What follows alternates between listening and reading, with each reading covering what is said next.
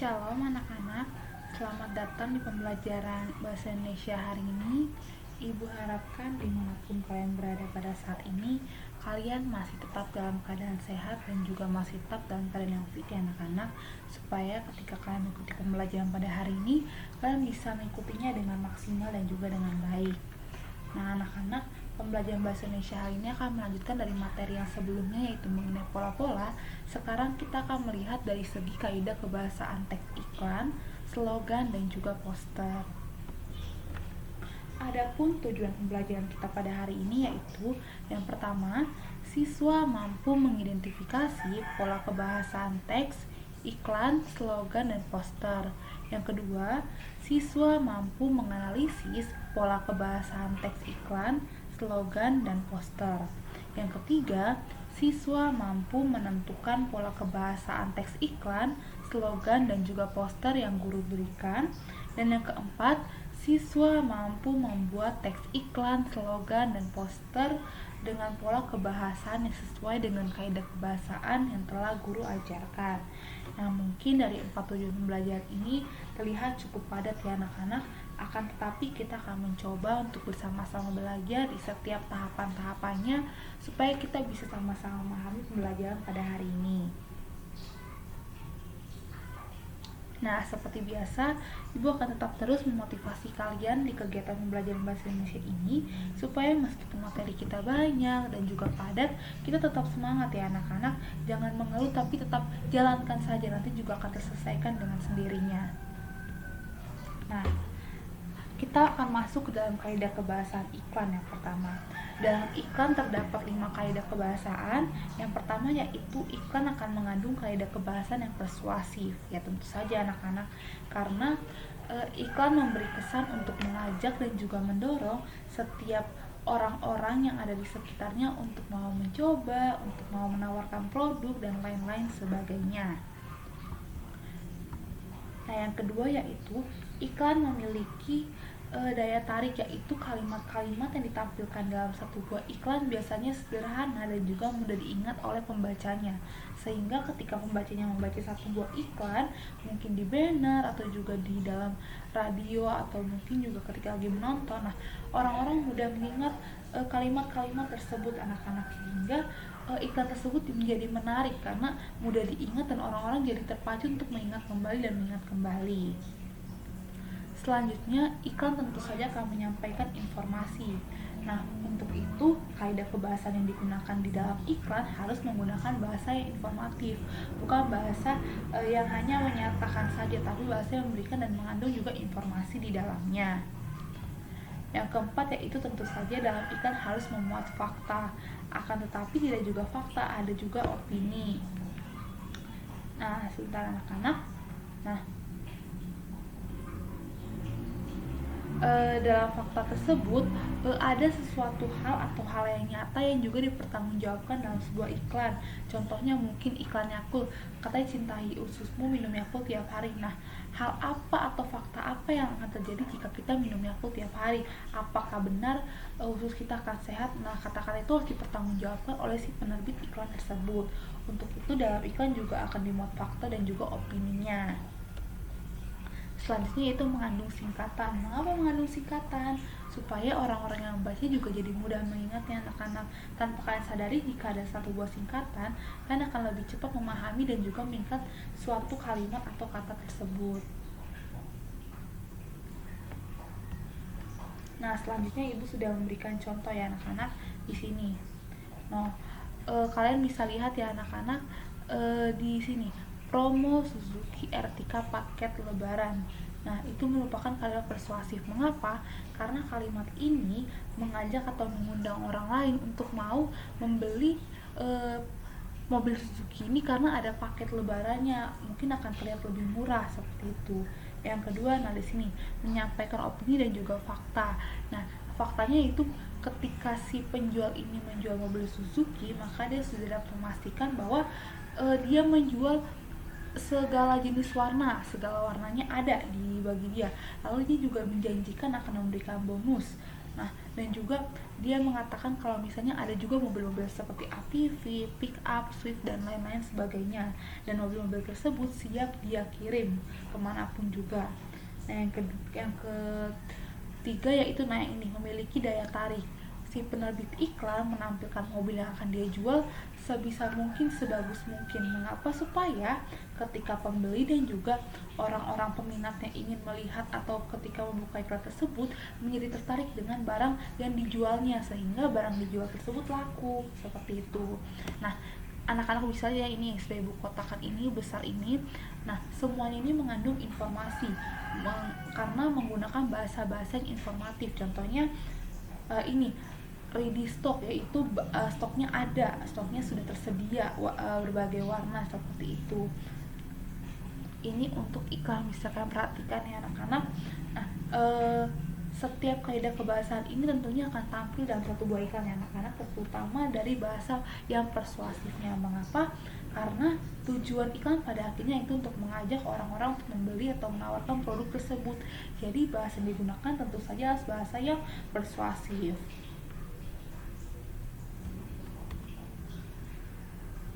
Selanjutnya kita masuk ke dalam kaidah-kaidah yang terkandung di dalam slogan.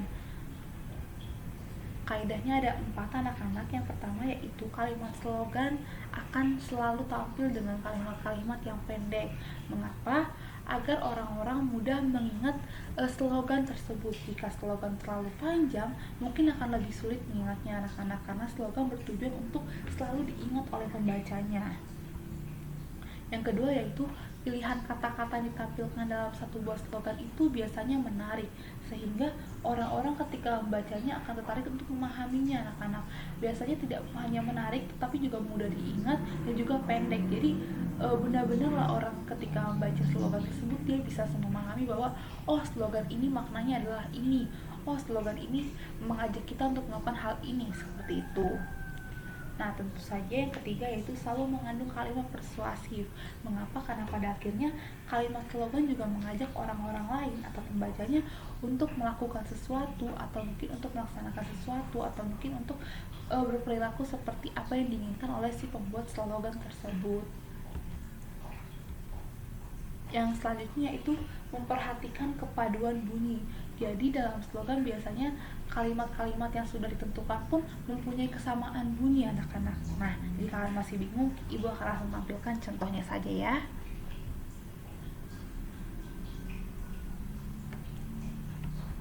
Nah, ini anak-anak kalian bisa perhatikan ya.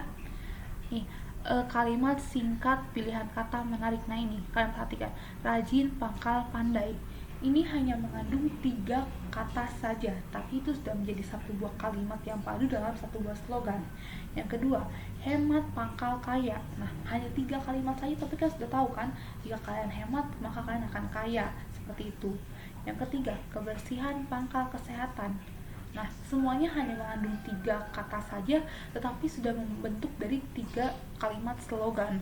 Jadi seperti ini, rajin pangkal pandai ini satu slogan, hemat pangkal kaya ini satu slogan, dan kebersihan pangkal kesehatan ini satu buah slogan.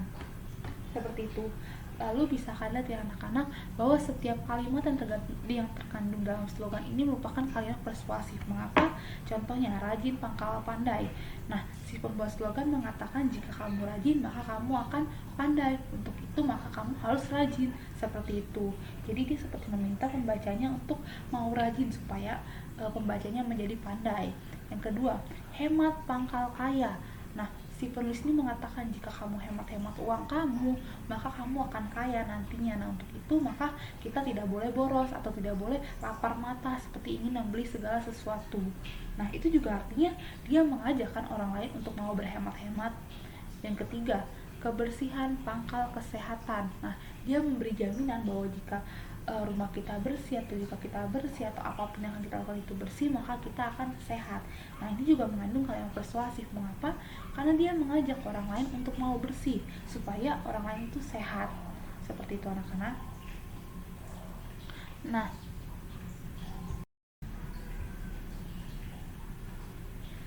selanjutnya ya anak-anak yaitu memperhatikan kepaduan bunyi. Nah, ini kalian perhatikan ya, Ibu bacakan.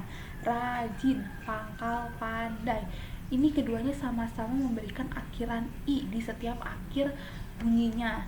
Yang kedua yaitu hemat, pangkal kaya, sama-sama bunyinya yaitu mengandung bunyi a, hemat kaya.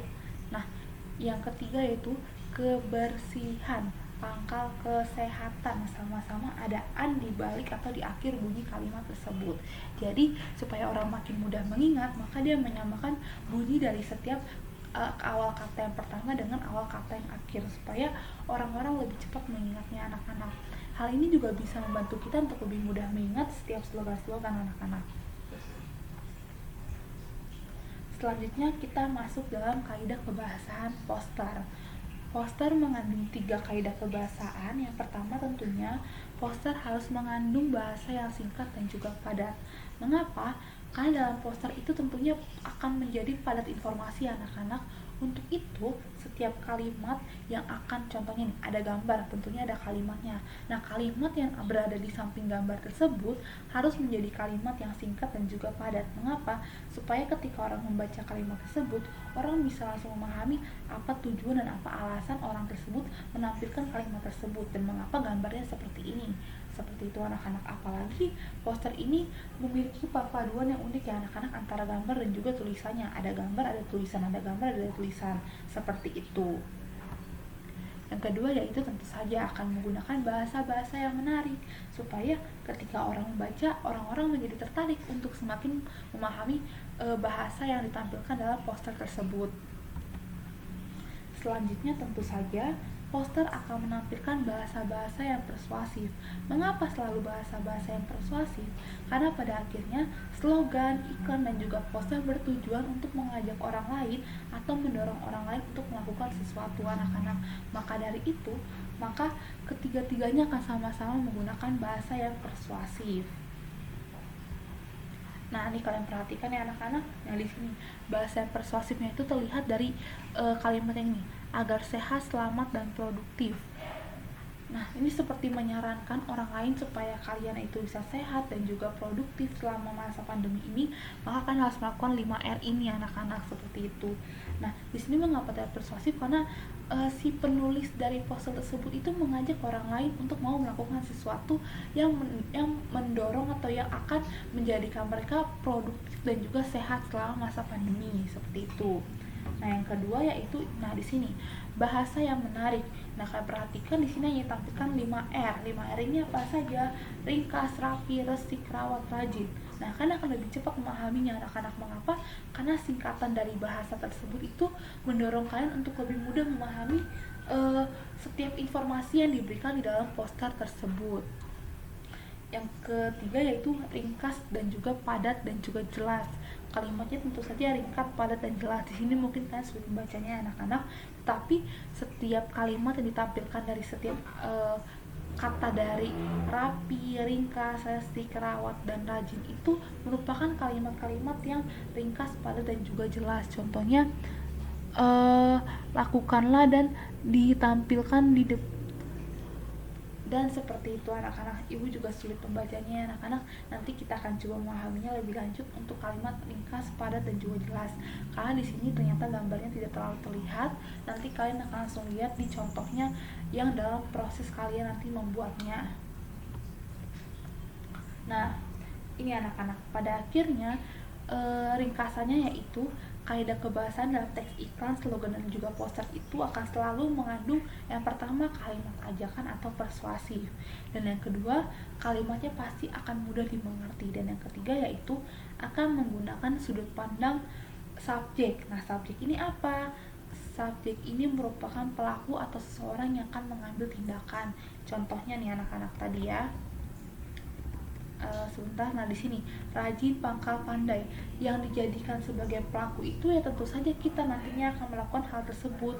Nah, untuk itu sudut pandang yang akan dipilih dari si pembuat slogan ini adalah sudut pandang, ceritanya sudut pandang kita, bukan sudut pandang orang lain, tetapi sudut pandang kita yang akan melaksanakan hal tersebut anak-anak. Nah, ini juga sama, sudut pandang yang tampilkan yaitu sudut pandang kita yang akan membeli atau yang nantinya akan membeli anak-anak. Maka dari itu sudut pandang yang tampilkan selalu sudut pandang dari sudut pandang kita sebagai pelaku atau sebagai subjeknya yang akan nantinya bertindak atau mengambil tindakan.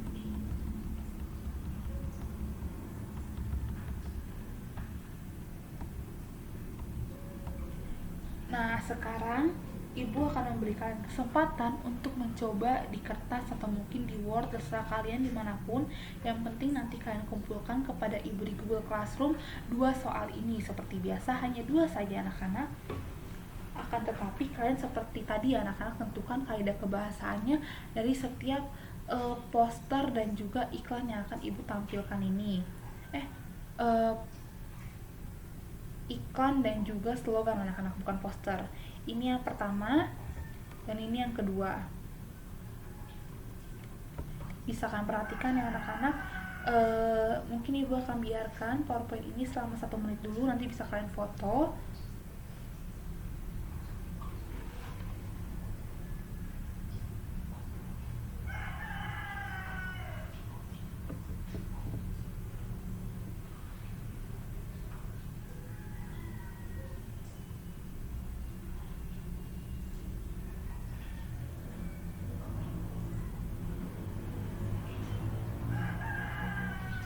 Gambar selanjutnya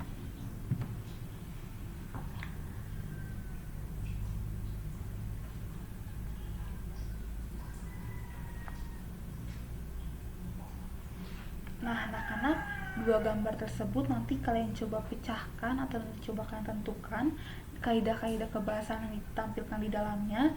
Nanti kalian foto, mungkin jika kalian dalam bentuk di buku atau mungkin jika Word bisa kalian screenshot juga, tidak apa-apa. Seperti kemarin ya anak-anak, mungkin kalian buat saja mana kalimat persuasifnya atau mungkin contohnya seperti ini anak-anak.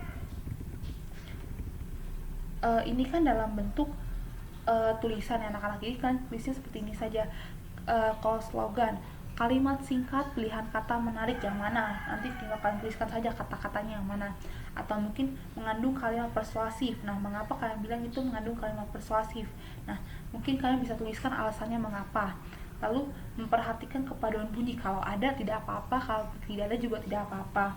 Karena tidak semua slogan poster ini juga mengandung semua kaidah kebahasan tersebut anak-anak, akan tetapi kaidah tersebut akan selalu ada, cuma tidak mungkin lengkap ya anak-anak.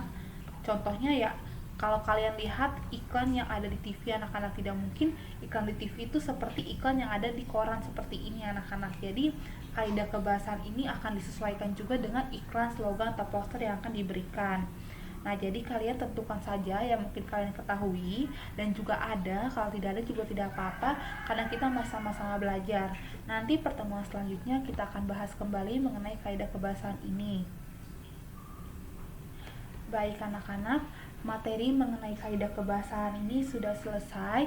Jika kalian ada pertanyaan, kalian bisa langsung tanyakan saja kepada Ibu di WA, chat Ibu secara personal, atau nanti kalian bisa kumpulkan 1 pertanyaan kalian lalu 1 orang saja yang bertanya anak-anak.